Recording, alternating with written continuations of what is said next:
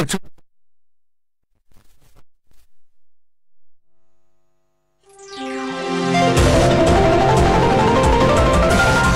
วิทยุแห่งประเทศไทยให้ความรู้คู่ความสุขคุณกำลังฟังสถานีวิทยุกระจายเสียงแห่งประเทศไทยจังหวัดลำปาง FM 97 MHz จะดีแค่ไหนหากสังคมไทยยอมเสียสละเพื่อส่วนรวมจะดีแค่ไหนหากสังคมไทยมีน้ำใจให้กันและกันจะดีแค่ไหนหากสังคมไทยมีผู้ให้มากกว่าผู้รับจะดีแค่ไหนหากสังคมไทยช่วยเหลือกันและจะดีแค่ไหนหากสังคมไทยรู้จักการแบ่งปันร่วมสร้างสำนึกดีทำความดีด้วยหัวใจโดยกระทรวงมหาดไทย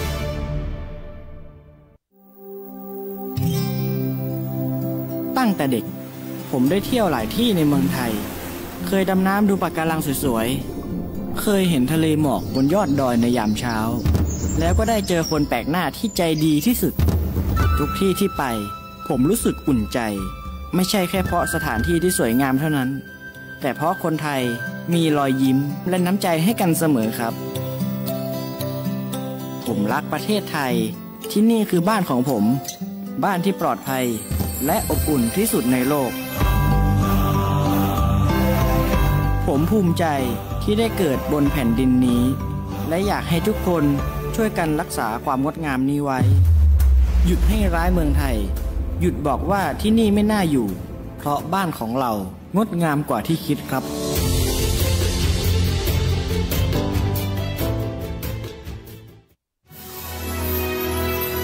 รณรงค์ให้ข้าราชการและเจ้าหน้าที่รัฐงดรับหรืองดให้สินบนงดใช้ของหลวงเพื่อประโยชน์ส่วนตนงดใช้เส้นสายหรือกรณีพิเศษใดๆซึ่งเป็นบ่อกเกิดของความไม่เท่าเทียมกันในสังคมหากได้รับคำสั่งใดที่ไม่ชอบด้วยกฎหมายปรึกษาได้ที่สำนักงานปปช.ประจำจังหวัดลดละเลิกจุดพฤติกรรมที่ไม่สุจริตกันเถอะครับไม่งั้นจะเกษียณอย่างไม่เกษมมาร่วมกันสร้างค่านิยมใหม่ประเทศไทยไร้สินบนปรารถนาดีจากสำนักงานประชาสัมพันธ์ที่ 3 กรมประชาสัมพันธ์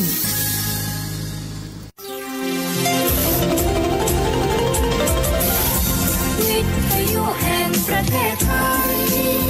ให้ความรู้คู่ความสุขที่นี่สถานีวิทยุกระจายเสียงแห่งประเทศไทยจังหวัดลำปางทำการส่งกระจายเสียงในระบบ FM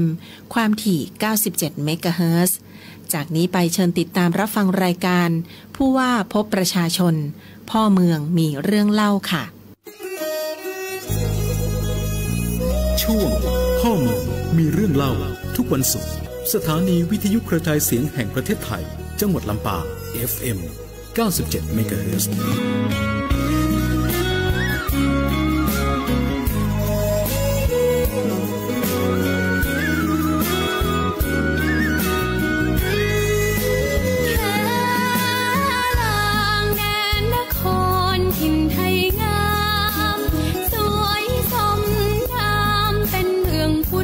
ศาสนา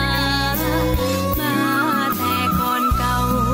สืบสายกันนานมาทั้งคนลำเรืองแข็งกล้าต่างมุ่งหน้ารักษานคร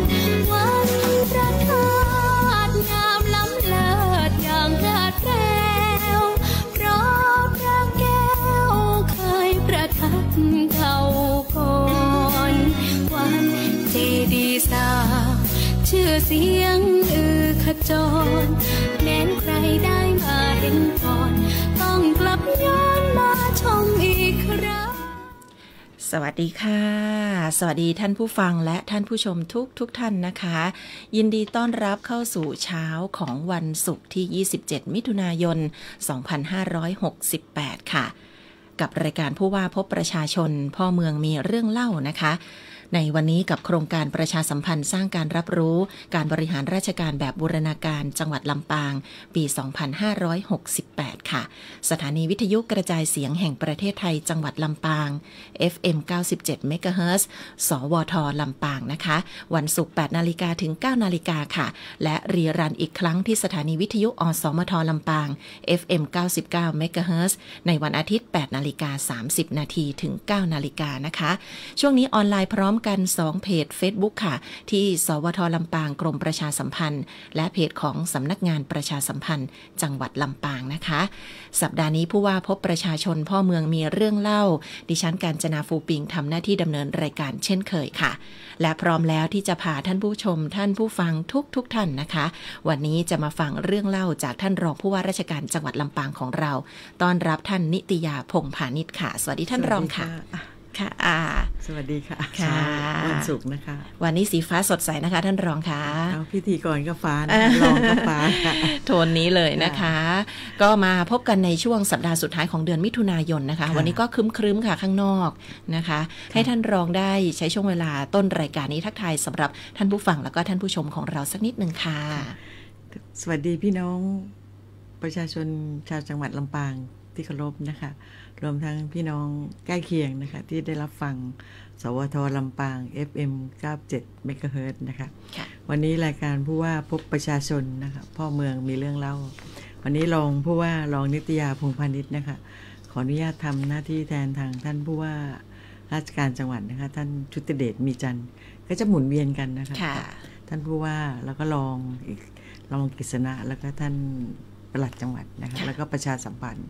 ก็หมุนเวียนกันแต่ว่าอย่างน้อยเดือนนึงก็จะมีท่านผู้ว่าแล้วก็รองผู้ว่ามาพบ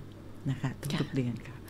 วันนี้ก็สวัสดีนะคะโชคอากาศสบายๆเช้าวันศุกร์ค่ะตอนรับทุกท่านนะคะวันศุกร์สบายๆด้วยกันนะคะ27 มิถุนายนซึ่งวันนี้ในประเด็นข่าวสารต่างๆที่ท่านรองจะได้มาฝากกับท่านผู้ฟังท่านผู้ชมนะคะก็จะมีในมิติของการทำงานพัฒนาจังหวัดลำปางหลายๆด้านด้วยกันนะคะเราจะมาเริ่มกันที่ประเด็นแรกกันก่อนค่ะกับประเด็นที่ท่านผู้ว่าราชการจังหวัดลำปางพร้อมกับท่านประธานแม่บ้านมหาดไทยจังหวัดลำปางนะคะได้ลงพื้นที่ไปเยี่ยมนักเรียนทุนพระราชทานมทส.นะคะที่โรงเรียนแม่เมาะวิทยาแล้วก็ที่โรงเรียนบุญยวาสวิทยาลัยนะคะทุนที่ว่านี้เป็นอย่างไรบ้างแล้วก็ในการลงไปเยี่ยมสำหรับนักเรียนทุนค่ะบรรยากาศที่แม่เมาะกับบุญยวาสเป็นอย่างไรเรียนเชิญท่านรองค่ะก็สืบเนื่องจากเมื่อวันที่23 มิถุนายนนะคะท่านผู้ว่าชุติเดชมีจันทร์นะคะพร้อมด้วยท่านณัชชามีจันทร์นะคะประธานแม่บ้านมหาดไทยได้ลงเยี่ยมนะคะของนักเรียนทุนนะคะพระราชทานมทส.ที่แม่เมาะวิทยานะคะในช่วง7 โมง 8 โมงเนี่ยนะคะซึ่งน้องนักเรียนก็เรียนอยู่ที่โรงเรียนแม่เมาะวิทยาในชั้นมัธยมศึกษาปีที่5นะคะซึ่งอีกช่วงหนึ่งนะคะต่อจากนั้นก็ประมาณช่วง9 โมงท่านผู้ว่าแล้วก็ทางแม่บ้านมหาดไทยก็ยังได้ไปร่วมนะคะที่เยาวชนผู้รับทุนมทส.เนี่ยนะคะที่โรงเรียนบุญยวาสน้องอีกท่านหนึ่งนะคะน้องสุจารีดวนใหญ่นะคะนักเรียนม.6 นะคะของโรงเรียนบุญยวาสทั้งสองคนเนี่ยอีกคนหนึ่งที่ไม่เหมาะนี่ก็คือนายทิติกรเครือศพจางนะคะซึ่งน้องทั้งสองคนเนี่ยได้รับทุนพระราชทานมทส.บางท่านอาจจะสงสัยทุนยังไงนะมทส.จริงๆก็คือเป็นทุนพระราชทานในทรัพย์สินของพระมหากษัตริย์นะคะซึ่งจริงทุนนี้มีมาตั้งนานแล้วตั้งแต่สมัย 2552 นะคะแล้วก็เป็นทุนที่พระราชทานเนี่ยก็เดิมก็คือเป็นทุนที่พระราชทานของสมเด็จพระบรมโอรสาธิราชนะคะซึ่งตอนนั้นในหลวงรัชกาลที่10ท่านยังไม่ได้ส่งขึ้นครองราชแต่ก็มีทุนมาให้มาตั้งแต่ 2552 มาแล้วนะคะซึ่งน้องทั้งสองที่ได้รับทุนเนี่ยคือจังหวัดลำปางมีทุนมทส.เนี่ยเยอะนะคะแต่ว่าวันที่23ที่ผ่านมาเนี่ยท่านผู้ว่าแล้วก็ประธานแม่บ้านมหาดไทยไปเยี่ยม2 จุดด้วยกันนะคะซึ่งข้อมูลก็คือเด็กๆก็ มีการเรียนที่ดีนะคะอย่างน้อยต้อง3 กว่าแล้วก็มีความประพฤติที่ดีนะคะเพราะว่าเป็นทุนเด็กที่ได้รับทุนเนี่ยต้องอยู่ในเกณฑ์ด้วยนะคะซึ่งทั้ง2ทุนทั้ง2เด็กก็ตั้งใจนะคะซึ่งอันนี้คือแสดงให้เห็นถึงที่สถาบันพระมหากษัตริย์ก็ห่วงใยพี่น้องโดยเฉพาะเด็กๆนะคะต้องส่งเสริมเรื่องการเรียนนะคะก็น้องๆได้มีกำลังใจในการเรียนนะคะมีทุนการศึกษาก็ได้แบ่งเบาภาระของท่านผู้ปกครองไปส่วนหนึ่งแล้วนะคะส่วนใหญ่ก็อาจจะครอบครัวอาจจะเดือดร้อนนิดหน่อยแล้วก็เรียนดีด้วยแต่ว่าเราไม่มีทุนก็จะมีทุนของมทส.พระราชทานของในหลวงมาให้นะคะเมื่อให้แล้วเราก็มีการลงพื้นที่ไปติดตามไปเยี่ยมเยียนกันด้วยนะคะต้องดูด้วยนะคะให้เสร็จแล้วไม่ใช่ว่าเราทิ้งเลย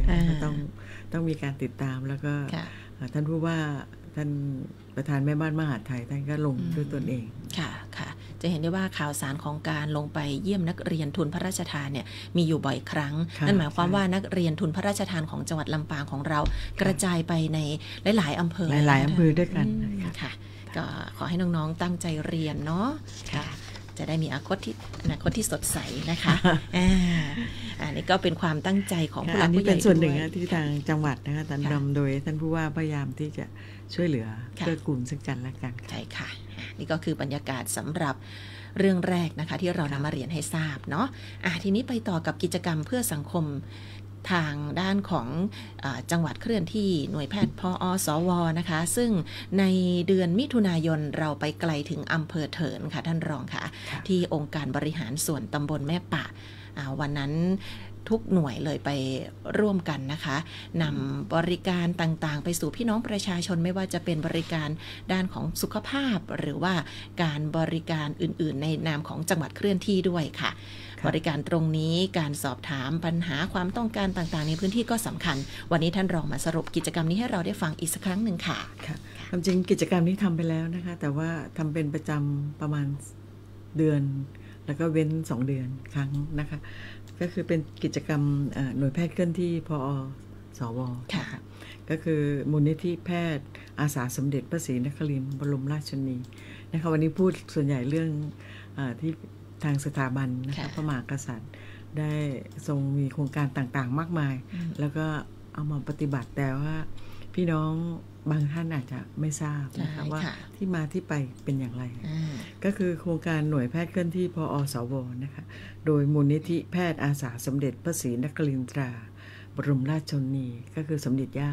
ได้จัดตั้งขึ้นแล้วก็ให้ออกหน่วยสืบเนื่องมาจากทราบมานะคะบางพื้นที่ห่างไกลนะคะเข้าถึงทางการแพทย์เนี่ยไม่ได้นะคะแล้วก็จังหวัดก็เลยจัดเป็นประจำนะคะเกือบทุกเดือนนะคะร่วมกับโครงการจังหวัดเคลื่อนที่ด้วยนะคะ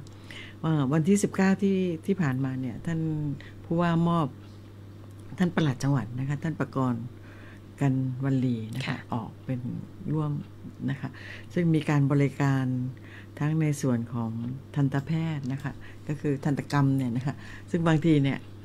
ถ้าเราชาวบ้านเนี่ยเข้าไม่ถึงนะคะมาติดต่อเรื่องทำฟันหรือว่าไปพบแพทย์เนี่ยยากลำบากแต่ว่าถ้าเรามีโครงการจังหวัดเคลื่อนที่มีโครงการหน่วยแพทย์เคลื่อนที่ไปถึงจุดเนี่ยก็จะเข้าถึงระบบการแพทย์ทางสาธารณสุขได้เยอะรวมทั้งจังหวัดเคลื่อนที่เนี่ยก็จะมีหน่วยราชการต่างๆนะคะไปตั้งบูธเพื่อให้ข้อมูลกับพี่น้องประชาชนรวมทั้งพืชพันธุ์ผักหรือว่าพืชผลไม้ต่างๆเอาไปมอบแจกกับพี่น้องประชาชนด้วยนะคะมีพันปลาเนาะวันนั้นที่มอบกันใช่ประมงก็ไปแจกประมงด้วยรวมทั้งในเรื่องที่สำคัญก็คือเรื่องการดูแลสุขภาพนะคะมีบูธต่างๆตรวจความแข็งแรงตรวจอาจจะบ้านเราเนี่ยพี่น้องประชาชนส่วนใหญ่เป็นโรคหัวใจเยอะนะคะรวมทั้งโรคความดันก็ดีหรือว่าเบาหวานเนี่ยชอบกินหวานกันแต่ว่าบางทีเราไม่มีเวลาไปโรงพยาบาลแต่ว่าถ้าเรามีหน่วยแพทย์เคลื่อนที่ตรงนี้เราก็ไปตรวจไปพบก็อาจจะได้รู้แล้วเราเป็นโรคนะแล้วเราก็ต้องติดตามดูแลสุขภาพแล้วก็อาจจะได้ไปรับยาที่โรงพยาบาลเพื่อรักษาระยะยาวต่อไปนะคะ วันนั้นเห็นมีทางสาธารณสุขเขาก็มาสอนวิธีการนับขาบด้วยนะคะมีตัวอย่างอันนี้ลดได้ยังไงเนี่ยต้องนับด้วยนะพิธีกรก็ต้องนับด้วยท่านรองค่ะแล้วก็อีกอย่างหนึ่งที่เวลามีการลงพื้นที่แบบนี้ก็เป็นข้อดีที่ว่าทางท่านผู้ว่าท่านรองท่านปลัดแล้วก็หัวหน้าส่วนต่างๆจะได้รับฟังปัญหาของพี่น้องประชาชนในพื้นที่ด้วยนะคะก็คือนอกจากบริการทางการแพทย์ทางอื่นๆทั่วๆไปแล้วเนี่ยก็จะมีโครงการที่ให้ทางหมู่บ้านชุมชนใกล้เคียงที่มาร่วมโครงการเนี่ยได้เตรียมเสนอข้อมูลต่างๆที่เราประสบปัญหาเดือดร้อนอยู่ค่ะเพื่อให้หน่วยงานที่เกี่ยวข้องได้ชี้แจงหรือว่าถ้าชี้แจงในวันนั้นไม่ชัดเจนหรือว่าต้องมีข้อคิดข้อเห็นจากส่วนกลางอย่างเงี้ยก็จะนำปัญหาต่างๆไปแก้ไขค่ะซึ่งอย่างประเด็นของอำเภอเถินเนี่ยช่วงก่อนนะคะก็คือในเรื่องของเขื่อนกั้นน้ำอะไรอย่างเงี้ยนะคะสะพานสุดก็มีโครงการที่ช่วยเหลือนะคะเพราะฉะนั้นการที่เราออกไปในแต่ละจุดเนี่ยนอกจากเป็นการบริการแล้วเนี่ยก็ยังเป็นการรับฟังข้อมูลปัญหาต่างๆที่เกิดขึ้นในพื้นที่ด้วยนะคะรวมทั้งเมื่อเกิดปัญหาต่างๆเนี่ยก็จะได้ประสานให้หน่วยงานที่เกี่ยวข้องมาแก้ไขต่อไปด้วยอีกอันนึงครับความจริงนอกจากรักษาคนแล้วเนี่ยยังรักษาสัตว์ด้วยนะคะสุนัขหมาแมวเนี่ยมีปศุสัตว์เข้าไปร่วมด้วยมากมายเลยนะครับรวมทั้งผู้สูงอายุก็จะมีแว่นตาเข้าไปช่วยวัดสายตาด้วยแจกจ่ายด้วยเยอะนะคะถ้าลงที่จุดไหนแล้วเนี่ยฟังข่าวนะคะแต่ว่าเดือนต่อไปอยู่จุดไหนก็ให้พี่น้องประชาชนมากันเยอะๆรวมทั้งทางแม่บ้านมหาไทยเขาก็ออกไปเยี่ยมคนที่ผู้ป่วยติดเตียงด้วยนะคะให้การช่วยเหลือค่ะออกไปเยี่ยมอย่างใกล้ชิดด้วยนะคะแล้วก็ทำให้พี่น้องประชาชนได้อุ่นใจอย่างเวลาสะท้อนปัญหาอะไรเข้าไปเนี่ยแล้วก็ทางหน่วยงานต่างๆได้ช่วยกันตอบแล้วก็วางแนวทางแก้ไขพี่น้องประชาชนก็มั่นใจมากยิ่งขึ้นว่าปัญหาของเขาจะได้รับการแก้ไขอย่างเร่งด่วนนะคะอันนี้ก็เป็นข้อดีถ้ารู้ว่าวันนี้ทางผอ.สว.จะมาหรือว่าจังหวัดเคลื่อนที่จะมานะคะพี่น้องก็สามารถเตรียมข้อมูลไว้ได้เลยหรือว่าถ้าจะให้ดีก็ประสานทางอำเภอแล้วให้อำเภอแจ้งมาก่อนเพื่อว่าอำเภอแจ้งจังหวัดจะได้เตรียมข้อมูลแล้วก็ตอบให้ตรงประเด็นแล้วก็ชัดเจนแล้วก็สามารถแก้ไขปัญหาได้ทันทีเลยนะคะถ้าแจ้งข้อมูลมาก่อนก็ยิ่งเป็นการดีนะคะส่วนเรื่องไหนที่ว่าจะต้องระดมสรรพกำลังหรือว่าใช้ระยะเวลาสักนิดนึงแล้วก็จะมีการชี้แจงกันนะคะท่านรองค่ะนั่นหมายความว่าเราให้ความสนใจใส่ใจดูแลทุกสุขของพี่น้องประชาชนนะคะและโครงการแบบนี้ก็จะหมุนเวียนกันมาทุกๆเดือนเนาะแต่ละอำเภอนะคะแต่ส่วนใหญ่ที่ไปแต่ละครั้งนี่พี่น้องประชาชนเยอะนะคะแต่ละจุดเนี่ยก็มาร่วมกันเยอะเพราะอย่างน้อยก็ได้มารับการบริการด้วยค่ะติดตามกันว่าเดือนหน้าเดี๋ยวเราไปที่ไหนนะคะจะมาประชาสัมพันธ์ให้ได้ทราบกันอย่างแน่นอนไปต่อกันค่ะกับอีกหนึ่งงานที่สำคัญในเรื่องของการดูแลคุ้มครองคนไร้ที่พึ่งกันบ้างค่ะท่านรองล่าสุดก็มีการประชุมนะคะในนามของจังหวัดเราเมื่อวันที่18มิถุนายนซึ่งทางด้านของท่านรองนิติยาพงษ์พาณิชย์ก็ได้เป็นประธานในการประชุมด้วยนะคะคณะอนุกรรมการคุ้มครองคนไร้ที่พึ่งจังหวัดลำปางเรียนเชิญค่ะความจริงบางท่านอาจจะไม่ทราบนะคะว่าเราดูแลคุ้มครองคนไร้ที่พึ่งด้วยนะคะทั้งจังหวัดนะโดยหน่วยงานที่รับผิดชอบก็คือกระทรวงพัฒนาสังคมและความมั่นคงของมนุษย์ก็คือพม.นั่นเองนะคะเขาก็จะมีหน่วยงานนะคะซึ่งมีทั้งสถานที่ในการที่จะดูแลคนที่ไร้ที่พึ่งคนไร้ที่พึ่งนี่ก็คือคนที่อาจจะหนึ่งก็คือไม่มีที่อยู่อาศัยเล่ร่อนผมบ้านเรานี่ยังน้อยนะคะแต่ว่าถ้ากรุงเทพเนี่ยถ้าเราไปกรุงเทพเนี่ยเราดูแบบยิ่งบางจุดเนี่ยโหติดริมคลองหลวงอะไรเนี่ยริมคนไร้ที่พึ่งเยอะมากก็คือเหมือนกินนอนใต้สะพานอาหารการกินก็ไม่ดีนะคะในส่วนของบ้านเราก็มีเยอะเหมือนกันนะคะแต่ว่าส่วนใหญ่ก็ยังมีพี่น้องบางคนอาจจะจุนเจืออยู่ช่วยเหลือนะคะรวมทั้งอาจจะมีที่พักแต่ว่าด้วยสภาพก็คือไม่มีรายได้ไม่มีอะไรที่จะทำมาหากินต่างๆเนี่ยนะคะซึ่งข้อมูลตรงนี้ก็จะมีคณะอนุกรรมการคุ้มครองคนไร้ที่พึ่งนะคะ เข้ามาช่วยดูแลแล้วก็วิเคราะห์ข้อมูลกันนะคะซึ่งก็มีการประชุมนะคะแล้วก็กำหนดแผนงานที่จะดำเนินการนะคะเมื่อวันที่18ที่ผ่านมาแต่ว่าส่วนใหญ่ก็ประชุมปีหนึ่งก็ครั้งหนึ่งเพราะว่ามันเป็นเรื่องที่แบบพยายามประชุมให้ได้ข้อมูลเยอะที่สุดแล้วก็ออกไปปฏิบัติงานนะครับซึ่งวันนั้นความจริงรองนิตยาเนี่ยก็เป็นคนดูแลงานของกระทรวงพม.อยู่แล้วนะคะก็ได้ข้อมูลพอสมควรนะคะว่าในปีนี้ที่เขาสำรวจเช็คมาเนี่ยคนไร้ที่พึ่งเนี่ยที่อยู่ในการรับการดูแลของศูนย์บริการคนไร้ที่พึ่งนี่กันนะซึ่งอยู่ไปทางฝั่งศูนย์ผู้สูงอายุทางไปนิคมไหมคะใช่นิคมพัฒนาก็จะมีอยู่ส่วนหนึ่งนะคะที่อยู่ในที่ศูนย์นะคะประมาณ19รายแล้วก็คนที่อยู่ด้านนอกก็คือยังอยู่กับญาติพี่น้องอยู่แต่ว่าจริงๆแล้วก็คือไม่เป็นหลักแหล่งบางทีก็ไปตรงนู้นบ้างไปตรงนี้บ้างแต่ว่าอีกประมาณกับ442รายนะคะซึ่งบุคคลเหล่านี้จริงๆแล้วทางศูนย์คนไร้ที่พึ่งซึ่งตอนนี้กำลังจะปรับเปลี่ยนชื่อนะคะกำลังอยู่ระหว่างเสนอของกระทรวงอยู่นะคะปรับเปลี่ยนชื่อคือดูชื่อศูนย์แล้วเดี๋ยวคนก็ไม่อยากไปนะดูอะไรที่พึ่งแล้วดู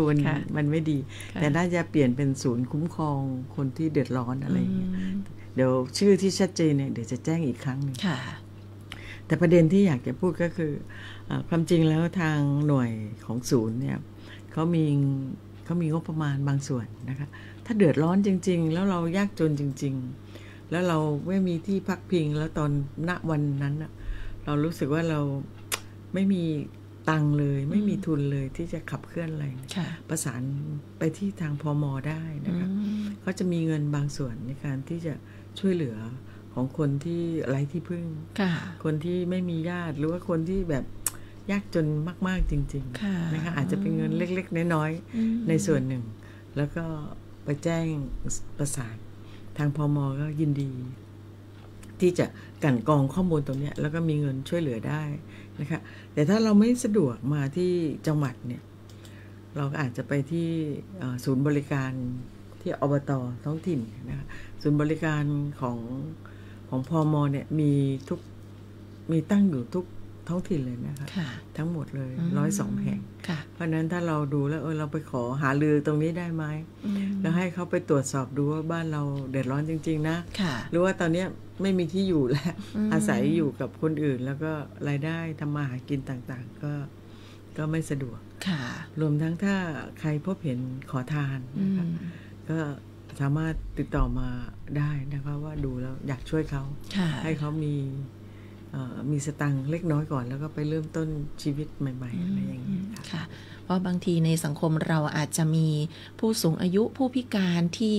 โดดเดี่ยวเหลือตัวคนเดียวจริงๆนะคะท่านรองบางทีลูกหลานอาจจะเสียชีวิตไปหรือว่าย้ายไปอยู่ที่อื่นอย่างเงี้ยค่ะไม่มีที่พึ่งเนาะแล้วก็หลักแล้วเนี่ยผู้นำในท้องถิ่นเนาะใช่บางคนก็ไม่ได้แต่งงานอย่างอยู่คนเดียวมาตลอดแล้วเวลาแก่ก็อาจจะไม่มีจริงๆแต่ว่าจริงๆแล้วตอนนี้คืออย่างที่บอกว่าศูนย์คุ้มครองคนไร้ที่พึ่งเนี่ยเขายุบละแต่กำลังจะเปลี่ยนชื่อเป็นศูนย์อื่นแต่ตอนนี้อยู่ในการดูแลของศูนย์พัฒนาราษฎรบนพื้นที่สูงนะคะก็กระทรวงพม.เหมือนกันนะคะเพราะนั้นถ้าสะดวกไปที่ศูนย์พัฒนาราษฎรบนพื้นที่สูงตรง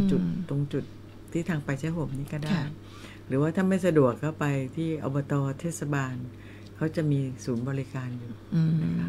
ค่ะเราจะได้ให้การดูแลช่วยเหลือกันนะคะตอนนี้ทางด้านของต้นทุนให้บ้างนิดหน่อยก็ประเมินดูแล้วก็อาจจะทำให้เรามีแนวคิดว่าอยากไปค้าขายตรงนี้นะหรือว่าอยากจะใช้ชีวิตที่ดีๆเริ่มต้นใหม่ก็อาจจะทำให้เราตระหนักแล้วก็กลับไปใช้ชีวิตให้มี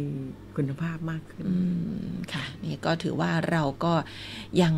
ไม่ได้มืดมนไปทุกด้านเสียทีเดียวนะคะเรายังมีทางออกนะคะหน่วยงานทางราชการก็พร้อมให้การช่วยเหลือเนาะละค่ะนี่คือประเด็นของการช่วยเหลือดูแลนะคะกลุ่มคนต่างๆในสังคมบ้านเรานะคะกระทรวงพม.เขาดูแลหลายกลุ่มเปราะบางทั้งหมดเลย กระทรวงพัฒนาสังคมและความมั่นคงมนุษย์ไม่ว่ากลุ่มผู้สูงอายุนะคะกลุ่มคนพิการกลุ่มคนเปราะบางเนี่ยอาจจะทั้งด้าน รายได้ยากจนยากไร้เนี่ยก็คือคนไร้ที่พึ่งรวมทั้งกลุ่มที่เป็นอาจจะขอทานอะไรอย่างเงี้ยนะครับหรือว่าคนที่เดือดร้อนจำเป็นนะครับก็สามารถยื่นคำร้องนะคะแจ้งได้นะคะค่ะในท่านรองได้พูดถึงเรื่องการทำงานของทางพม.แล้วนะคะสำนักงานพัฒนาสังคมและความมั่นคงของมนุษย์จังหวัดลำปางขออนุญาตข้ามไปที่ประเด็นเรื่องของการประชุมแผนบริหารการดูแลกลุ่มเปราะบางจากภัยพิบัติสักนิดนึงได้ไหมคะท่านรองคะจะได้เกี่ยวเนื่องกันเนาะเรื่องนี้มีการประชุมไปเมื่อวันที่23มิถุนายน2568นะคะทางสำนักงานพัฒนาสังคมและความมั่นคงของมนุษย์จังหวัดลำปางมีการประชุมเชิงปฏิบัติการเพื่อจัดทำแผนบริหารการดูแลกลุ่มเปราะบางจากภัยพิบัติรายละเอียดเรื่องนี้เป็นอย่างไรคะท่านรองคะความจริงเนี่ยมันเห็นอยู่ชัดๆนะคะช่วงที่แผ่นดินไหวที่ผ่านมานะคะอย่างคนปกติทั่วไปเนาะเตรียมเลยวิ่ง ก็คือรู้สึกว่าเราต้องวิ่งหาทางจัดการนะคะแต่วิธีการวิ่งจริงๆเนี่ยคนปกติก็ถือว่าผิดนะคะถ้าเกิดแผ่นดินไหวจริงๆเนี่ยต้องหาที่มุดเข้าไปใต้โต๊ะก่อนมุดไปตรงไหนก็ได้เพราะว่าเศษต่างๆมันจะล่วงลงมาทำยังไงให้ตัวเองปลอดภัยใช่ปลอดภัยแต่ว่าคนไทยส่วนใหญ่นะคะก็จะวิ่งอย่างเดียวแล้วนะคะแต่ว่าเราถ้าตั้งหลักจริงๆเนี่ยต้องซุดเข้าไปใต้โต๊ะก่อนอันนี้ยกตัวอย่างคนทั่วๆไปนะคะแล้วก็หลังจากนั้นก็ค่อยหาวิธีการหาทางลงหรือว่าแก้ไขแต่สำหรับคนพิการเนี่ยนะคะกลุ่มเปราะบางซึ่งหนึ่งอาจจะกลุ่มตาบอดคนที่เดินไม่ได้หรือว่าคนที่แบบติดเตียงอย่างนั้นนะคะมันต้องมีวิธีการที่ละเอียดแล้วก็มันยากมากกว่านะคะเพราะฉะนั้นทางสำนักงานพัฒนาสังคมและความมั่นคงมนุษย์ก็คือพม.เนี่ยเขาก็เลยมีการเตรียมในการที่จะรองรับวิธีการถ้ากรณีเกิดภัยพิบัติต่างๆขึ้นเนี่ยคนที่ป่วยแล้วก็กลุ่มเปราะบางเหล่านี้จะต้องช่วยกันแก้ไขยังไงตัวเขาเองอาจจะช่วยตนเองไม่ได้แล้วก็คนที่ข้างเคียงญาติพี่น้องเนี่ยจะช่วยเขาอย่างไรใช่ค่ะอย่างเขายกตัวอย่างนะคะเช่นน้ำท่วมอย่างเงี้ยนะคะท่วมบ้านเราปีที่แล้วนี่ก็หนักอยู่ยิ่งถ้ากรณีน้ำไหลหลากนะคะผู้สูงอายุเนี่ยนี่ไม่ทันเนาะเปราะบางแล้วคนข้างเคียงต้องหาวิธีการที่จะเคลื่อน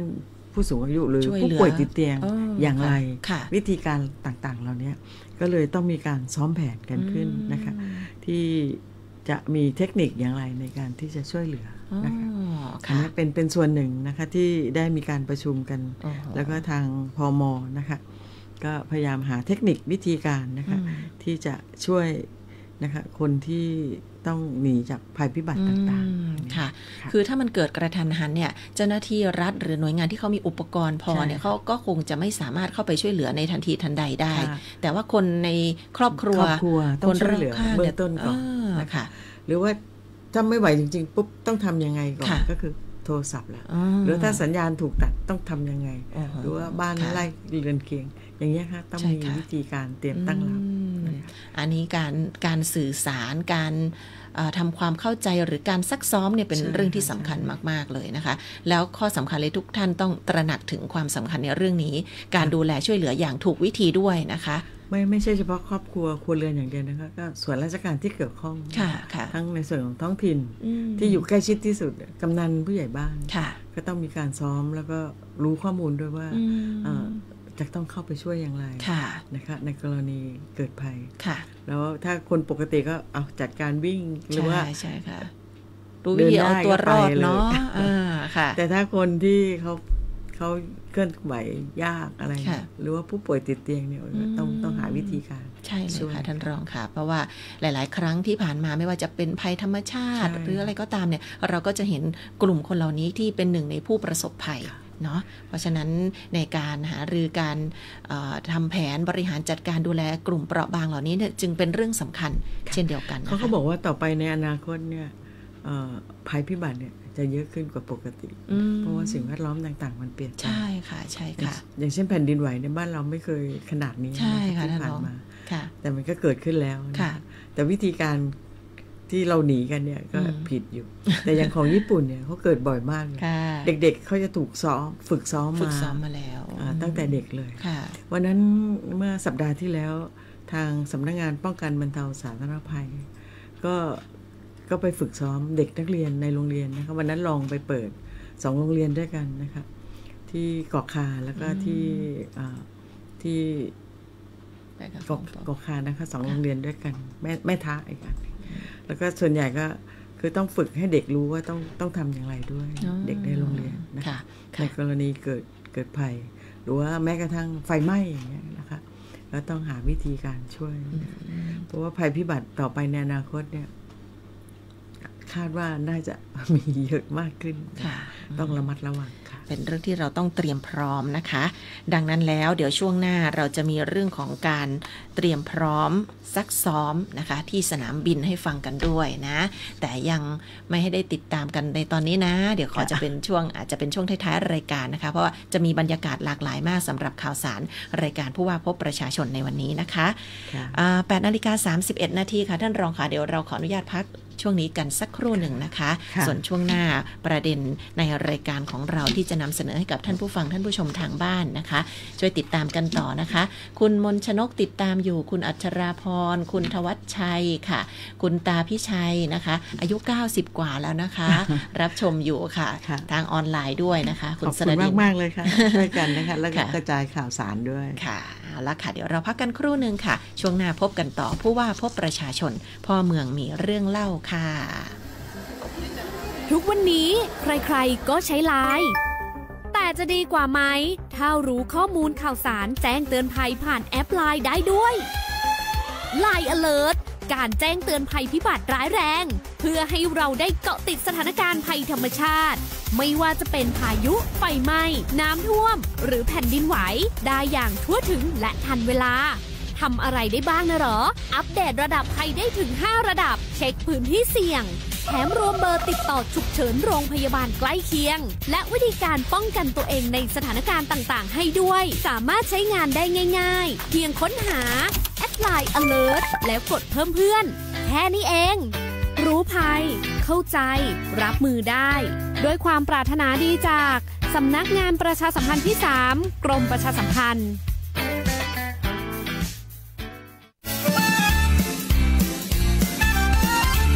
ในยามที่ประเทศไทยต้องเผชิญกับภัยพิบัติพี่น้องประชาชนได้รับความเดือดร้อนจากภัยธรรมชาติฝนตกหนักน้ำก็ท่วมฝนทิ้งช่วงน้ำก็แล้งตั้งแต่ประเทศไทยเข้าสู่ฤดูฝนอย่างเป็นทางการหลายพื้นที่มีฝนตกหนักอาจเป็นเหตุทำให้เกิดอุทกภัยน้ำป่าไหลหลากได้ศูนย์บรรเทาสาธารณภัยกองทพบกโดยหน่วยทหารทั่วประเทศเราทราบดีถึงความเดือดร้อนที่รอไม่ได้ของประชาชนพร้อมให้การช่วยเหลือทันทีอย่างเต็มที่และดีที่สุดทั้งกำลังพลยุทโธปกรณ์ที่ทันสมัยเข้าคลี่คลายสถานการณ์เพราะทหารคือลูกหลานของประชาชนและเราขออยู่เคียงข้างพี่น้องประชาชนในทุกยามได้รับความเดือดร้อนจากฝนตกหนักและทุกภัยพิบัติทางธรรมชาติติดต่อขอรับความช่วยเหลือจากหน่วยทหารใกล้บ้านได้ทันทีไม่มีวันหยุดตลอด24ชั่วโมง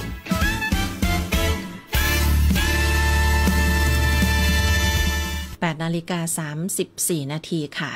ท่านผู้ฟังท่านผู้ชมกำลังให้เกียรติติดตามรับฟัง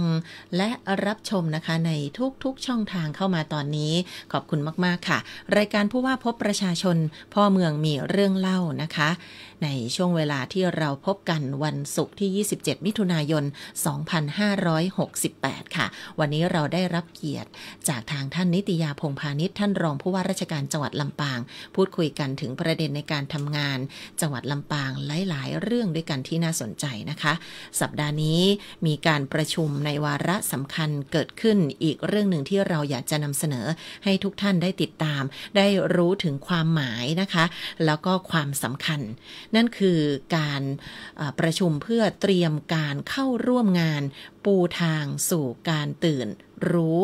ธรรมนาวาวังภาคประชาชนนะคะเป็นรุ่นที่4แล้วที่จังหวัดเชียงใหม่ค่ะที่มาของกิจกรรมในครั้งนี้เป็นอย่างไรกันบ้างช่วงนี้เรียนเชิญท่านรองนิติยาพงษ์พาณิชย์ท่านรองผู้ว่าราชการจังหวัดลำปางของเราต่อเลยนะคะท่านรองค่ะความจริงถ้าพี่น้องประชาชนได้ฟังข่าวสารก็คงทราบนะคะข่าวในพระราชสำนักนะคะก็จะมีโครงการปูทางสู่การตื่นรู้ทำนาวาวังนะคะ ซึ่งครั้งนี้เป็นครั้งที่4มาทางโซนภาคเหนือนะคะแล้วก็จะจัดที่จังหวัดเชียงใหม่ในวันที่13กรกฎาคม2568เนี่ยนะคะโดยในหลวงนะคะรัชกาลที่10พร้อมด้วยพระบรมราชินีนะคะก็จะเสด็จด้วยนะครับซึ่งในการจัดครั้งนี้ก็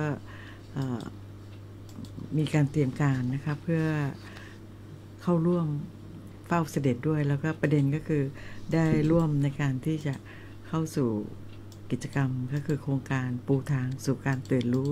ทำนาวาวังนะคะได้รับฟังแนวคิดต่างๆข้อที่ทำให้เรามีจิตใจที่สงบแล้วก็โดยเฉพาะเราพุทธศาสนาสนิกชนนะคะเพราะฉะนั้นจังหวัดลำปางก็จะมีส่วนร่วมด้วยโดยจัดในวันที่13กรกฎาคมเนี่ยที่ศูนย์ประชุมและแสดงสินค้านานาชาติเฉลิมพระเกียรตินะคะเป็นพื้นที่กว้างขวางนะคะกล่าวไว้ว่าพี่น้องประชาชนในเขตจังหวัด6จังหวัดภาคเหนือก็คือเชียงใหม่ลำพูนลำปางเชียงรายพะเยาและแพร่นะคะจำนวนคาดว่าประมาณ 5,000 คนนะคะในส่วน 5,000 คนเนี่ยก็จะมีพี่น้องประชาชนชาวจังหวัดลำปางไปร่วมด้วยนะคะก็เลยมีการเตรียมการในการประชุมที่จะดูว่าจะเดินทางกันไปยังไงถ้าพี่น้องคนไหนสมัครใจที่อยากจะไปเนี่ยก็จะลงทะเบียนเข้าร่วมผ่านระบบออนไลน์ได้ที่ไหนอย่างไรนะคะก็เลยมีการประชุมเตรียมการไว้ก่อนซึ่งรายละเอียดต่างๆเนี่ยทางประชาสัมพันธ์จะได้นำแจ้งนะคะแล้วก็ได้มีการลงทะเบียนกันแต่ว่าถือได้ว่าเป็นโครงการที่ชื่อก็บอกอยู่แล้วนะคะปูทางสู่การตื่นรู้ทำนาวาวังนะคะก็พี่น้องประชาชนที่สนใจเราเดี๋ยวรอติดตามว่าช่องทางที่เขาจะให้จะลงทะเบียนหรือแจ้งความประสงค์นะคะจะเป็นอย่างไรของจังหวัดลำปางเนี่ยตั้งเป้าไว้ว่าถ้าลงทะเบียนเนี่ยขอลงทะเบียนคนที่ลงทะเบียนก่อนก็คือประมาณ359รายก็จะล็อกไว้ประมาณนั้นก่อนเพราะว่ารถที่เตรียมไว้ก็จะประมาณนี้แต่ว่าถ้ามาลงทีหลังแล้วมันก็จะอาจจะต้องยานพาหนะต่างๆก็ต้องพาไปเองอย่างเงี้ยค่ะดังนั้นถ้าใครสนใจนะคะอยากไปร่วมฟังตรงนี้นะคะแล้วก็ได้เฝ้ารับเสด็จด้วยก็เชิญนะคะเชิญชวนลงทะเบียนได้ในระบบออนไลน์ค่ะเดี๋ยวติดตามกันนะคะรายการของเราก็จะนำมาประชาสัมพันธ์ให้พี่น้องประชาชนได้รับทราบในโอกาสต่อไปเนาะ13ก็ชุดขาวค่ะเหมือนกับไปฟังธรรมเทศนาต่างๆนะคะ13กรกฎาคมนะคะท่านผู้ฟังคะเอาละจากโครงการสำคัญในครั้งนี้นะคะเราจะไปต่อกับงานของจังหวัดลำปางที่จัดขึ้นทุกปีพี่น้องประชาชนนักท่องเที่ยวนักวิ่งมาเยอะทุกปีนะคะปีนี้ก็เริ่มมีการประชุมหารือเตรียมการจัดงานกันแล้วค่ะนั่นคือการแข่งขันวิ่งเฉลิมพระเกียรติแม่เมาะฮาล์ฟมาราธอนนะคะล่าสุดมีการจัดประชุมคณะกรรมการจัดการแข่งขันวิ่งเฉลิมพระเกียรติแม่เมาะฮาล์ฟมาราธอนในปี 2568 ซึ่งบรรยากาศในส่วนของการประชุมหน่วยงานต่างๆที่ได้มาร่วมกันคิดร่วมกันทำงานในปีนี้เป็นอย่างไรบ้างเรียนเชิญท่านรองค่ะก็วันที่20มิถุนายนที่ผ่านมานะคะก็มีการประชุมโดยท่านรองกฤษณะเป็นประธานในการประชุมนะคะเพื่อเตรียมการจัดการแข่งขันวิ่งเฉลิมพระเกียรติแม่เมาะฮาล์ฟมาราธอนนะคะอย่างที่ทางกาญจนานะพิธีกรได้พูดนะคะบอกแล้วว่าจัดเป็นประจำทุกปีแล้วก็คนเยอะมากมากจริงๆนะคะที่ลองทราบเพราะว่าปีที่แล้วลองไปเป็นประธานเพราะท่านผู้ว่าชัชวาลท่านเกษียณแล้วลองก็รักษาราชการแทนก็เลยไปเป็นประธานในการแข่งขันวิ่งของแม่เมาะฮาล์ฟมาราธอนสนุกมากแล้วคนก็เยอะคนต่างจังหวัดก็มาเยอะมากใช่ค่ะท่านรองค่ะปีนี้ก็เช่นกันนะคะก็เลยมีการเตรียมการนะคะโดยกำหนดจัดไว้เนี่ยก็คือเป็นประจำทุกปีก็จะจัดวันที่19ตุลาคมนะคะซึ่งตอนนั้นรองก็เกษียณแล้วล่ะปีนี้ท่านมาก็คงเป็นประชาชนคนหนึ่งที่จะไปวิ่งแม่เมาะฮาล์ฟมาราธอนแต่ส่วนประธานเนี่ยก็ท่านผู้ว่าก็เกษียณเพราะฉะนั้นประธานก็ต้องรอคำสั่งดูนะว่าท่านผู้ว่าท่านใหม่จะเป็นใครแต่ว่าประเด็นก็คืออยากเชิญชวนพี่น้องประชาชนชาวลำปางนะคะเป็นของดีบ้านเรานะคะ ที่ทางกฟผนะคะทางอบจ.ได้ร่วมกันแล้วก็ทางหอการค้าสมาคมผู้จัดงานกีฬามวลชนไทยนะคะหลายๆหน่วยด้วยกันจัดเป็นประจำนะคะในการวิ่งแม่เมาะฮาล์ฟมาราธอนนะคะคือไม่อยากบอกว่าเราอยู่ลำปางนะเรายังไม่เคยไปวิ่งสักครั้งหนึ่งที่แม่เมาะ อากาศก็ดีแล้วก็ร้านอาหารก็มีด้วยนะคะมีร้านอาหารรวมทั้งมีอะไรมากมายนะคะ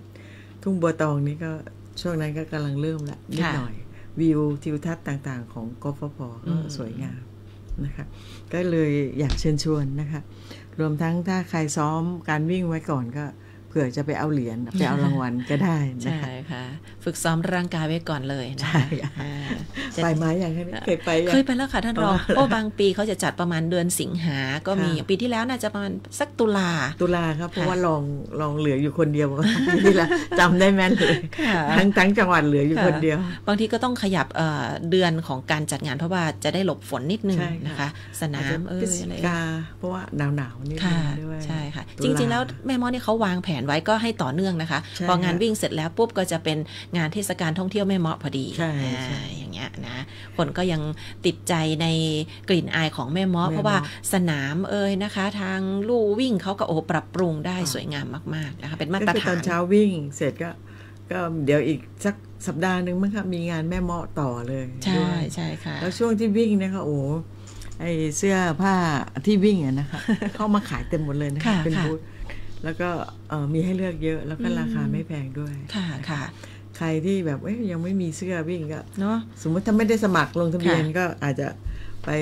ซื้อตรงนั้นเลยก็ได้ด้วยจริงๆเขาก็จะอาจจะมีจำหน่ายตั้งแต่วันก่อนหน้าที่จะจัดงานเพราะจะไปรับบีบอะไรกันอย่างเงี้ยนะคะท่านคะเริ่มที่จะหาซื้อละเสื้อตัวสวยๆอุปกรณ์การวิ่งสวยๆอย่างเงี้ยนะคะถ่ายรูปมีเรื่องการจัดระบบจราจรด้วยนะคะสมมติว่าถ้าจำเป็นถ้ามาจากต่างจังหวัดเขาก็จะมีจุดที่แบบไปรับในเมืองแล้วก็เพื่อนำไปที่สนามที่แม่เมาะด้วยอันนั้นก็ต้องมีการวางแผนกันนิดหน่อยแต่ว่าก็จัดมาหลายปีแล้วมืออาชีพเนาะค่ะเดี๋ยวปีนี้เราจะเจอกัน19ตุลาคมนะคะถ้าใครสนใจก็ติดต่อที่ Facebook ของแม่เมาะฮาล์ฟมาราธอนใช่แล้วค่ะมีรายละเอียดครบถ้วนเลยนะคะค่ะไปดูที่เพจนี้ได้นะคะถ้านักวิ่งที่เคยวิ่งทุกปีจะเข้าไปดูเนี่ยรู้เลยข้อมูลทุกอย่างอยู่ในนั้นนะคะส่วนใหญ่สายวิ่งเขาก็จะรู้ข้อมูลเลยว่าตรงนี้แหละเป็นประจำมีที่พักอะไรเดี๋ยวนี้พัฒนาไปเยอะมากนะคะทางแม่เมาะของเราก็เป็นอีกหนึ่งจุดที่สำคัญที่ดึงดูดให้คนหลั่งไหลเข้ามาในพื้นที่จังหวัดลำปางนะคะจริงๆเที่ยวแม่เมาะต่อก็มาเที่ยวกัดกองต้าต่อเลยใช่ค่ะช่วงเย็นนะคะเดินชิวๆกันเนาะแล้วค่ะยังอยู่ที่กิจกรรมของการออกกำลังกายค่ะท่านรองค่ะในช่วงของเดือนพฤศจิกายนเดี๋ยวเราจะได้ติดตามกันอีกครั้งหนึ่งกับโครงการนี้เดินวิ่งปั่นป้องกันอัมพาตครั้งที่11นะคะเฉลิมพระเกียรติพระบาทสมเด็จพระเจ้าอยู่หัวปีที่แล้วเรามารวมตัวกันจุดหลักที่อำเภอเมืองก็คืออยู่ที่โรงเรียนบุญยวาสวิทยาลัยหลายท่านจดจำภาพบรรยากาศความประทับใจกันได้เนาะปีนี้เราเริ่มมีการเชิญชวนพี่น้องประชาชนมาสมัครเข้าร่วมโครงการแล้วนะคะและเราเตรียมงานไว้อย่างไรบ้างเรียนเชิญท่านรองค่ะจริงเหมือนกันนะคะเหมือนกับแม่เมาะฮาล์ฟมาราธอนอันนี้ก็คือวิ่งป้องกันอัมพาตครั้งที่11แล้วก็คือจัดมา11ครั้งแล้วก็ปีที่แล้วรองก็จำได้อยู่เหมือนกันว่าลองไปเป็นประธานช่วงนั้นก็รักษาราชการแทนท่านผู้ว่าที่เกษียณนะคะก็จัดที่โรงเรียนบุญยวาสปีนี้ก็เช่นกันนะคะกำลังเปิดรับสมัครแล้วก็กำหนดจัดไว้วันที่2พฤศจิกายนนะคะรับสมัครตั้งแต่26พฤษภาคมแล้วนะคะตอนนี้ก็ยังรับสมัครอยู่จนถึงวันที่31สิงหาคมนะคะซึ่งการที่เราสมัครด้วยแล้วเราวิ่งด้วยเนี่ยเราได้บุญด้วยเพราะว่าเงินทุกบาททุกสตางค์ที่จ่ายค่าสมัครแล้วก็ได้เสื้อมาเนี่ยก็จะนำไปช่วยในเรื่องของการป้องกันอัมพาตนะคะทั่วประเทศเลยนะคะทุกจังหวัดจัดนะคะแล้วก็จังหวัดลำปางก็จัดเป็นประจำทุกๆปีแล้วด้วยทั่วประเทศจัดหมดนะคะแล้วเสื้อแต่ละปีเนี่ยของลองความเห็นรองผู้ว่าเองนะคะเสื้อสวยทุกปีเลยลองชอบแล้วก็เหมือนเป็นสต็อกแบบสะสมไปเลยสะสมเสื้อของวิ่งป้องกันอัมพาตเนี่ยนะคะแล้วราคาก็ไม่แพง แล้วก็จ่ายไปแล้วแล้วก็ได้บุญด้วยใช่ค่ะแล้วตอนวันอาทิตย์ที่2 พฤศจิกายนก็มาวิ่งด้วยก็ได้สุขภาพด้วยเสื้อสำหรับคนที่อายุตั้งแต่18 ปีขึ้นไปเนี่ยก็ราคา360 บาทนะคะปีนี้โทนสีอะไรเดี๋ยวลองไปดูนะคะ ส่วนเด็กๆนะคะค่าสมัคร7ถึงอายุตั้งแต่7ถึง18เนี่ยค่าสมัครนะคะแล้วก็ได้เสื้อ1ตัวเนี่ย240นะคะแบ่งการวิ่งออกเป็น2ประเภทก็คือ5กิโลนะคะแล้วก็10กิโลเมตรนะคะลองพูดว่าปีที่เราวิ่งนะคะวิ่งด้วยเดินด้วยแต่ขอ5กิโลนะคะไม่ไหวแต่ว่าก็คือเราอาจจะได้แค่นี้แต่ว่าบางคนก็ได้เยอะมากด้วยนะคะรวมทั้งในส่วนที่เสื้อเนี่ยก็ใส่แล้วก็ดูแล้วมันทำให้เราภาคภูมิใจด้วยว่าเราเป็นส่วนหนึ่งของการช่วยของการดูแลสุขภาพของคนที่เป็นอัมพาตทั้งประเทศไปด้วยแล้วก็ได้ออกกำลังกายด้วยค่ะปีที่แล้วนี่บางท่านมาเป็นครอบครัวนะคะบรรยากาศน่ารักมากใครสะดวกเดินใครสะดวกวิ่งก็วิ่งได้ใครสะดวกปั่นจักรยานเอาก็มานะคะซึ่งโครงการนี้ความจริงเป็นโครงการที่เฉลิมพระเกียรตินะคะของในหลวงรัชกาลที่10นะคะเฉลิมพระชนมพรรษาสมเด็จพระเจ้าอยู่หัว28กรกฎาคมแต่ว่าเราไปจัดที่ช่วงเดือนพฤศจิกาเพราะว่าสืบเนื่องจากหนึ่งก็คืออากาศด้วยแล้วก็การเตรียมการเพื่อให้สอดรับกับบรรยากาศที่ดีๆของแต่ละจังหวัดด้วยปีนี้เป็นสีเขียวค่ะปีก่อนนู้นสีขาวสวยมากนะคะปีที่ผ่านมาก็เป็นสีเหลืองใช่ใช่นะคะปีนี้เป็นสีเขียวนะคะก็เปลี่ยนไปแต่ว่าประเด็นก็คือได้ออกกำลังกายได้วิ่งแล้วก็ได้ทำบุญด้วยไปดูรายละเอียดได้นะคะเว็บไซต์ wrb11 นะคะ .thai.run นะคะเว็บไซต์นี้อย่าพลาดนะคะต้องสมัครค่ะแล้วก็เขาวิ่งทั่วทุกอำเภอนะคะถ้าเราบอกว่าเราอยู่เถินจะมาวิ่งในเมืองได้ไหมวิ่งที่เถินก็ได้เลยเขาจะจัดทุกอำเภอด้วยกิจกรรมก็หลากหลายเพราะว่าคนจะได้กระจายด้วยนะคะกระจายมีโอกาสได้เข้าถึงได้มีโอกาสเข้าร่วมกิจกรรมนะคะให้หลากหลายมากยิ่งขึ้นเป็นสีสันแล้วก็มีขบวนแฟนซีมาค่ะท่านรองปีที่แล้วนี่น่ารักมากนะคะเจ้าหญิงเยอะมากเลยเจ้าหญิงก็คือบางอำเภอจัดได้ยิ่งใหญ่นะคะของอำเภอเมืองเนี่ยคือจังหวัดร่วมกับอำเภอเมืองอยู่แล้วปีที่แล้วก็สนุกแล้วก็บรรยากาศแบบน่ารักรวมทั้งบางลองก็ดูอำเภออื่นๆด้วยนะคะอย่างเช่นเกาะคาเถินเนี่ยโอ้โหคนเยอะมากเลยไม่น่าเชื่อเยอะเพราะฉะนั้นปีนี้พลาดไม่ได้ต้องไปเจอกันอีกนะคะเอาละนี่คือกิจกรรมที่เราอยากจะประชาสัมพันธ์เชิญชวนให้ทุกท่านได้มาร่วมกันนะคะและอีกหนึ่งประเด็นค่ะในช่วงเวลานี้8:48 นาทีนะคะท่านรองค่ะเราจะมาพูดคุยกันถึงกิจกรรมสำคัญที่จะเกิดขึ้นในสัปดาห์หน้านะคะในการซักซ้อมแผนนะคะเป็นแผนเผชิญเหตุของที่ท่าอากาศยานลำปางซึ่งท่านผู้ว่าให้ความสำคัญกับเรื่องนี้มากๆท่านเข้าประชุมมาหลายนัดแล้วนะคะเพื่อเป็นการให้ข้อมูลหารือกันซักซ้อมกันกับหน่วยงานที่เกี่ยวข้องเพราะว่าพอมีการฝึกซ้อมที่สนามบินไม่ได้มีเฉพาะหน่วยงานของสนามบินเท่านั้นเจ้าหน้าที่สนามบินเท่านั้นในการปฏิบัติงานจะต้องระดมหลายๆหน่วยมาช่วยกันเพื่อให้การปฏิบัติการครั้งนี้สำเร็จนะคะในกรณีของการฝึกซ้อมปีนี้ไม่เหมือนกับปีที่แล้วนะคะปีที่แล้วเราเป็นกรณีของการเครื่องบินออกนอกรันเวย์แต่ปีนี้เป็นกรณีอย่างไรและเราจะมีการฝึกซ้อมวันไหนบ้างนะคะวันนี้เรียนเชิญท่านรองได้สรุปให้กับพี่น้องประชาชนได้ฟังอีกครั้งหนึ่งค่ะเรื่องนี้ก็คงสืบเนื่องจากสถานการณ์ปัจจุบันนะคะมีหลายเหตุการณ์นะคะที่ดูแล้วมีความสุ่มเสี่ยงค่อนข้างสูงนะคะโดยเฉพาะในส่วนของทางสนามบินนะคะก็ต้องมีการเตรียมแผนในกรณีต้องเผชิญเหตุหากมีเหตุเกิดฉุกเฉินนะคะก็ต้องมีแนวทางในการที่จะกำหนดจุดเพื่อความชัดเจนแล้วก็มีการซ้อมด้วยนะคะท่านผู้ว่าชุติเดชมีจันทร์นะคะท่านได้เข้าร่วมประชุมด้วยตนเองนะคะแล้วก็เตรียมการนะคะโดยร่วมกับทางท่านพิษณุพิจิตรนะคะรักษาราชการแทนผู้อำนวยการท่าอากาศยานลำปางนะคะแล้วก็ผู้แทนจากหน่วยงานอื่นๆที่เกี่ยวข้องนะคะในงานด้านความมั่นคงหน่วยกู้ภัยหน่วยแพทย์ฉุกเฉินแล้วก็หน่วยงานราชการในพื้นที่นะคะ เข้าร่วมประชุมกันหารือกันนะคะเพื่อซักซ้อมความเข้าใจแล้วก็เตรียมความพร้อมในการฝึกซ้อมแผนเผชิญเหตุเต็มรูปแบบนะคะซึ่งอาจจะเกิดกรณีวินาศกรรมก็ดีนะคะหรือว่ากรณีการมีการควบคุมตัวประกันที่เกิดเหตุบนเครื่องหรือว่าอยู่ในลงจากเครื่องแล้วมาคุมตัวประกันอย่างเงี้ยต้องเตรียมความพร้อมของเจ้าหน้าที่ในการปฏิบัติงานเพื่อความรวดเร็วแล้วก็เพื่อความปลอดภัยแล้วก็ให้มีการทำงานอย่างมีประสิทธิภาพนะคะซึ่งเรื่องเหล่านี้จะต้องมีการเตรียมความพร้อมไว้ก่อนในกรณีเกิดเหตุเพราะว่าถ้าไม่ซ้อมแผนเนี่ยบางทีเกิดเหตุปุ๊บทำไม่ถูกนะคะไม่รู้ว่าใครจะต้องเป็นผู้บัญชาการเหตุการณ์ใช่ค่ะใครจะต้องมีสั่งการไปตรงไหนจุดไหนแล้วก็ใครต้องแจ้งหน่วยที่จะต้องเข้ามาช่วยซัพพอร์ตเป็นหน่วยสนับสนุนต่างๆนะคะซึ่งถ้าอากาศยานลำปางเนี่ยก็เป็นประเภทสนามบินประเภทที่5ก็คือตามประกาศของสำนักงานการบินพลเรือนเนี่ยนะคะต้องมีการฝึกซ้อมปลอดภัยอย่างสม่ำเสมออยู่แล้วด้วยอันนี้เป็นกฎหมายที่กำหนดเลยนะคะของประเภทของสนามบินที่จะต้องฝึกซ้อมแล้วก็ของจังหวัดลำปางเนี่ยเราจะซ้อม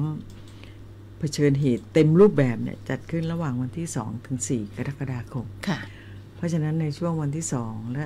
ถึงวันที่4เนี่ยถ้ามีกรณีเหตุต่างๆเนี่ยต้องแจ้งพี่น้องประชาชนได้ทราบด้วย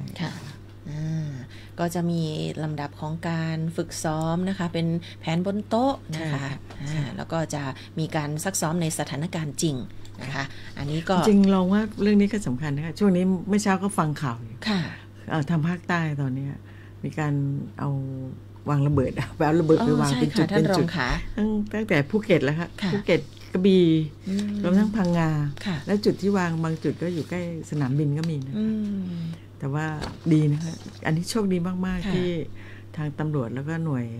ที่กู้ภัยได้ไปดูแล้วก็จับได้ก่อนแล้วก็เขาก็แจ้งแต่ละจุดที่เขาไปวางไว้ก็เป็นเรื่องหนึ่งนะคะที่พวกเราต้องระมัดระวังแล้วก็ต้องสอดส่องแล้วก็อย่าเพิกเฉยนะคะสมมติถ้าเห็นอะไรที่ผิดปกติก็ต้องมีการแจ้งด้วยเพื่อตรวจสอบไว้ก่อนกันไว้ก่อนดีกว่าใช่ค่ะใช่ค่ะดังนั้นแล้วโดยเฉพาะพี่น้องประชาชนผู้ที่ใช้บริการนะคะโดยสารเครื่องบินเป็นประจำเนาะวันระหว่างวันที่2 ถึง 4 กรกฎาคมไม่ต้องตกใจเขามีการซักซ้อมกันนะคะกับแผนเผชิญเหตุนะกรณีนี้ก็จะเป็นแบบอาจจะมีการจี้ตัวประกันนะคะระเบิดหรือยังไงเนี่ยนะคะเพราะฉะนั้นก็จะมีรถกู้ภัยรถฉุกเฉินรถพยาบาลอะไรก็เข้ามาช่วยกันนะคะบรรยากาศจะเป็นประมาณนี้นะคะดังนั้นแล้วแจ้งให้ทราบว่าเขาจะมีการฝึกซ้อมกัน 2-3-4 กรกฎาคมพี่น้องประชาชนในละแวกใกล้เคียงโดยเฉพาะท่านที่อยู่โซนสนามบินจะได้ไม่ตกใจเนาะตื่นตกใจนะคะในการวันก่อนนะคะที่แผ่นดินไหวเขาก็มีการซ้อมการแจ้ง SMS ผ่านระบบโทรศัพท์มือถือก็มีข้อมูลลิงก์เข้าไปปุ๊บก็บอกว่าแผ่นดินไหวปุ๊บแต่อันนี้เป็นการซ้อมนะเขาระบุไปก็อันนี้แจ้งเพื่อกรณีที่เกิดจริงๆก็จะได้มีข้อมูล SMS เข้าให้ประชาชนได้ทราบใช่แล้วค่ะเป็นการซักซ้อมที่สำคัญอีก1 ครั้งในปีนี้นะคะที่สนามบินแล้วท่านผู้ว่าเองวันนั้นท่านก็มีการนำประสบการณ์ของท่านที่ได้ทำงานจังหวัดอื่นๆมาค่ะท่านรองเล่าให้ที่ประชุมได้ฟังด้วยแล้วท่านก็เลยให้แง่คิดในการทำงานแม้ว่าจะเป็นการฝึกซ้อมแต่ว่าเราต้องทำยังไงให้มันมีประสิทธิภาพนะคะการซักซ้อมอย่างเช่นว่าอาจจะสอบถามว่ารถเนี่ยสมมติว่ารถที่จะเข้าไปปฏิบัติงานวันจริงเนี่ยเราต้องอยู่หน้าที่ตั้งไหมหรือเราต้องไปอยู่สแตนด์บายที่สนามบินถ้าเหตุการณ์จริงก็คือทุกหน่วยก็อยู่หน้าที่ตั้งเนาะแล้วเราจะสื่อสารอย่างไรตรงเนี้ยการสื่อสารการป้องกันความตื่นตระหนกของพี่น้องประชาชนก็เป็นเรื่องที่สำคัญด้วยเช่นกันนะคะเขาจะมีระบบสั่งการเลยนะคะใครต้องเป็นคนสั่งการในกรณีเหตุต่างๆใช่ใช่เพราะนั้นสับสนเดี๋ยวคนนี้ก็บอกคนนี้คนนี้ก็บอกคนนี้ไม่ได้นะต้องฟังตรงนี้แล้วก็กระจายเป็นส่วนต่างๆค่ะอันนี้ก็เป็นเรื่องที่เราต้องติดตามกันในช่วงสัปดาห์หน้านี้นะคะ 2-3-4 กรกฎาคมค่ะตอนนี้ 8:55 นาทีค่ะท่านรองค่ะมีประเด็นไหนที่ท่านรองอยากจะฝากเพิ่มเติมไปยังพี่น้องที่ติดตามรายการอยู่อีกบ้างเชิญค่ะ ก็พอดีช่วงนี้เข้าสู่ฤดูความจริงฤดูฝนมาเป็นช่วงแล้วนะคะแล้วก็กรมอุตุก็แจ้งอยู่สม่ำเสมอนะคะถ้าใครติดตามช่องทางการแจ้งของกรมอุตุเนี่ยสำนักงานอุตุจังหวัดลำปางเนี่ยก็จะทราบนะคะว่าปริมาณฝนมากน้อยแค่ไหนรองผู้ว่าเองในฐานะที่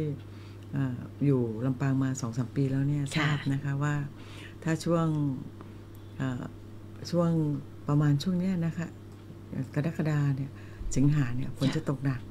แล้วของเราเนี่ยฝนตกมาค่อนข้างเยอะอยู่แล้วด้วยเพราะฉะนั้นปริมาณน้ำฝนที่ชุ่มอยู่ในดินเนี่ยค่อนข้างเยอะเพราะฉะนั้นบ้านที่ไหนที่อยู่ใกล้ๆแล้วก็สุ่มเสี่ยง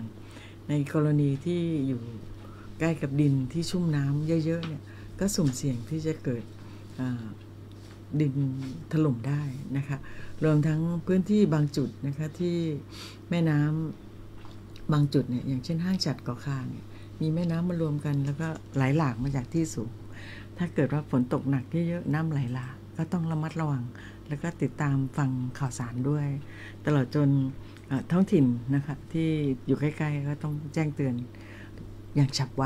รวดเร็วนะคะก็ฝากความห่วงใยนะคะในกรณีแต่ช่วงนี้ปริมาณฝนยังพอได้อยู่แต่ตามที่ทางอุตุได้แจ้งประเมินสถานการณ์ไว้เนี่ยช่วงกรกฎาคมเนี่ยจะมีปริมาณน้ำฝนมากนะคะเพราะนั้นก็เราก็ต้องเตรียมการไว้บ้างเหมือนกันโดยเฉพาะพี่น้องประชาชนที่อยู่ริมฝั่งแม่น้ำนะคะก็ต้องระมัดระวังแล้วก็กรณีพื้นที่ตรงไหนที่มันสุ่มเสี่ยงน้ำไหลหลากก็อย่าไปเข้าใกล้นะคะ